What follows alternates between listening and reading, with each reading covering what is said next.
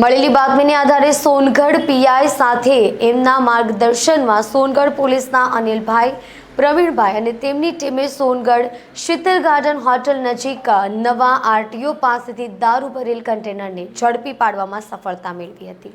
Songadh PI Mandora સાહેબ અને PSI તથા તેમના સ્ટાફના અનિલભાઈ, પ્રવીણભાઈ, દશરથભાઈ અને તેમની ટીમ સોનગઢ નગર વિસ્તારમાં પેટ્રોલિંગમાં હતી। તે દરમિયાન બાતમી મળી હતી કે નવાપુરથી કોઈ કન્ટેનરમાં છુપાવીને દારૂનો જથ્થો સુરત લઈ જવામાં આવી રહ્યો છે, જેને આધારે તેમણે મોજ ગોઠવી સોનગઢ રતો શીતલ ગાર્ડન હોટલ નજીકથી મોડી રાત્રે દારૂ ભરેલું કન્ટેનર ઝડપી પાડ્યું હતું, જેમાં 4,74,250ના દારૂના જથ્થા સાથે કુલ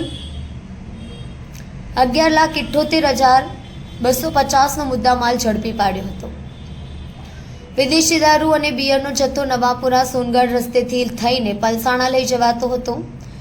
આ ઘટનામાં દારૂના જથ્થા સાથે આરોપી ડ્રાઈવર ઔરંગઝેબ મોહમ્મદ ખાન રહેવાસી ભીમપોર નાની દમણ આરોપીની ધરપકડ કરાઈ છે, જ્યારે નવાપુરમાં આ માલ ભરેલી ગાડી આપનાર મનોજભાઈ રહેવાસી સુરત અને માલ મંગાવનારને વોન્ટેડ જાહેર કરાયો છે। અહીં નોંધવું રહ્યું કે પોલીસની નજરથી બચવા માટે કન્ટેનરમાં ચોરખાનું બનાવી આ વિદેશી દારૂનો જથ્થો લઈ જવામાં આવી રહ્યો હતો। બિંદેશ્વરી શાહનો રિપોર્ટ, તાપી।